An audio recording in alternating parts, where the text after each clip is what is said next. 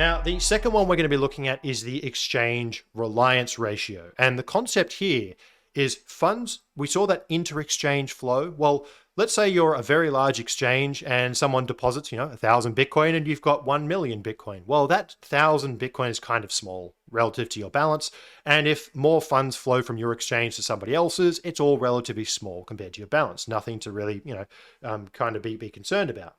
If, on the other hand, on a regular basis, a significant chunk of your balance is going to and from other exchanges, it kind of indicates there might be a reliance, right? A smaller exchange, if there's lots of funds flowing to and from a bigger exchange, and it's a significant portion of the small exchange's balance, that may indicate there's a reliance of the liquidity between these two entities. And it may suggest that even that exchange has a bit of counterparty risk going on.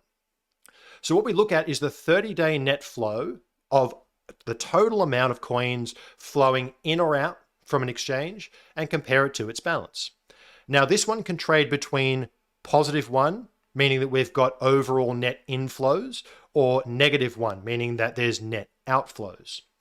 So again, we've got our same grouping for Binance. We can see that there's periods of time where Tether flows in and Tether flows out. We can see that USDC, interestingly, note that USDC tends to be deposited to Binance really over the last 12 months. And it's actually of a very similar magnitude to USDC being withdrawn from Coinbase. So what this is actually telling us is there is likely a flow of funds of USDC from Coinbase to Binance.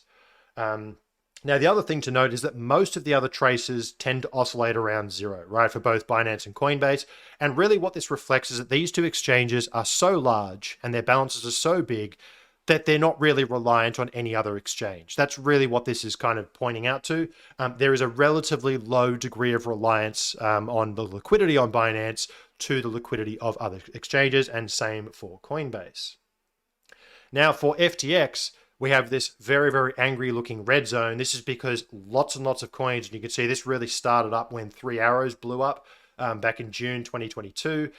Almost all assets started flowing out and in the wrong direction. So in many ways, this is essentially telling us that there were warning signs as far back as June, which is really when most analysts would say that FTX probably actually blew up, or Alameda blew up, and it was just a very painful process till the final unwind.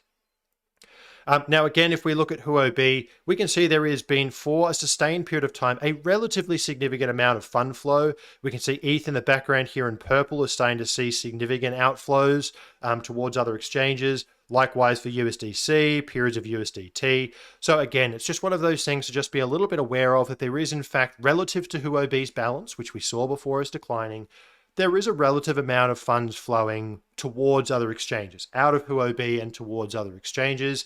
And again, this is just one of those things to just be aware of and just kind of consider it when it comes to counterparty risk.